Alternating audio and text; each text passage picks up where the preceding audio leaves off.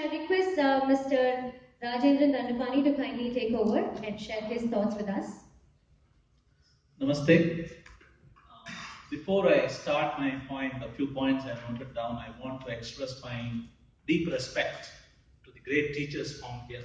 I see Madam who's been teaching before I was born, right?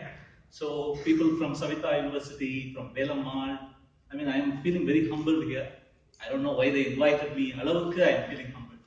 I have just a few points that I want to share based on my experience training my own son. I've been homeschooling him for the past 3 years. I noticed 3 things that I want to share with you because they are related to the attitude that's the theme of today's talk. The first thing I want to share with you is too often I see most schools, including my own school, when I was a student at school and college, focused on competing and winning than cooperating and winning. When somebody finishes school and college and comes into a corporate work environment, the more important attitude that's required is to collaborate and cooperate as a team. Children are not given enough exposure in getting together, doing something together, bringing the strengths of each other and collaborating as a team. I request and wish more schools adopt that as a more abiding principle than competing and winning in a rank or a race. That's the first thing. The second thing I wanted to share is digital technology is here to stay. And I don't see schools and colleges adopting that as much as I want them to, with the tablets and the phones and the internet. One thing that Seth Godin, for example, a famous author and philosopher, says is, anything that's worth remembering is worth looking up. So stop memorizing things. It is not important to know that it is hydrogen, helium, lithium, beryllium, boron, carbon, nitrogen, oxygen, fluorine, neon. Right? Not at all important. See, this is the last time I used that sequence of the periodic tables was 40 years ago, perhaps. So please move away from remembering things without any context. There will be times when you need it and you can look it up for free on your phone. The third thing I want to share is, I have taught my son a lot of subjects. I have taught him computer science, I have taught him biology, I have worked geography and history with him. The most important times where we connected, where I really connected with him as teacher-student was when I didn't know the subject myself. When I was a co-learner, when I was just a little ahead of him, walking the same path, in the same direction, come along with me, join with me. Let's go together towards that destination. Not when I knew everything and I was saying, come here, come to me. I am at that destination point already. So teachers, I encourage you to become co-learners, learn along with the student and enjoy the journey. That is when the student-teacher relationship really magic happens. That's the third thing I want to share. Thank you. Thank you so much, sir. Yes, my question is this: whether you feel what the teacher's attitude impacts the children? Yes or no? I feel the student impacts the teacher more. Because over the years, the teacher is the sum total of all the students he or she has taught.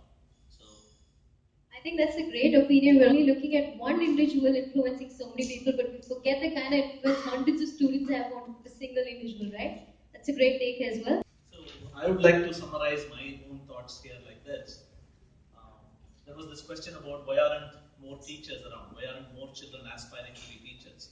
I would like to flip that question and say, knowledge imparting and wisdom imparting is too important a concept to leave it just to the teachers or to the teaching community. And similarly, pursuit of knowledge and learning is too important a concept to relegate it only to schools for children. Every moment in the child's life, be it in the bathroom, be it at the dining table, be it in the bedroom, be it on the way to school, it's a learning moment. So the child should be empowered enough to find ways to learn new things. Similarly, everybody can be a teacher. The driver who took me all the way from my home to here is a teacher because he told me about how best to avoid traffic.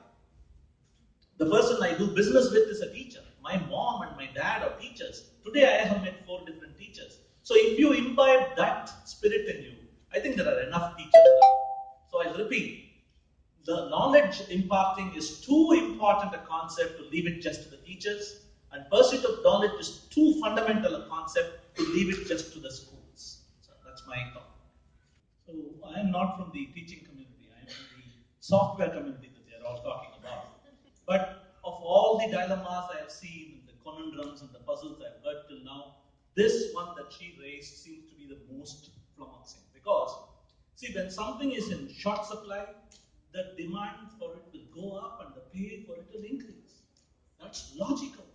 If, for example, there is a Java developer or a particular high technology that's come out and probably there are only 25, 30 people in all of Chennai to do that job, his salary or her salary will skyrocket. So how did you say, I'm not blaming you or anything, I'm just asking all of you, how can a person start a sentence by saying there are no teachers at all anywhere and end the sentence by saying their salaries are very low? Because one will obviously take care of the other. So somebody has to find a solution to this puzzle. Ironically, I think that is true in a software industry, but I don't think that's true in a How teaching can it industry. be not true Right? in any industry? Because If there is a sushi cook, The Japanese shortage- cook, who cooks some special poisonous fish into some amazing delicacy, and there are only 3 people in all of India who can cook that, that person will be in great demand. that is logically correct. But the whole thing It's is, not true only in the software industry, it's true in almost no, any no, no, industry. got your point, got your point. The whole problem is, you know what the schools do, and you know, they substitute it with, Exactly. they substitute it with, So blame somebody else. no, there is, Blame it is, administration. There is no problem with fees either. Among the greatest expenses any man or woman does these days is pour money into the school's fees. But we Yes, make the it so infrastructure sensitive. is increasing, but the Where fee the money structure going? is the same. So the school fee is today one of the sensitive topic everywhere. I mean, you take any newspaper, it's a Just very want to sensitive. add one thing to what I said earlier. Six-pay commission is the highest right now in India. True. You are paying six-pay commission, yet what I'm talking is there's no show, there's no applications.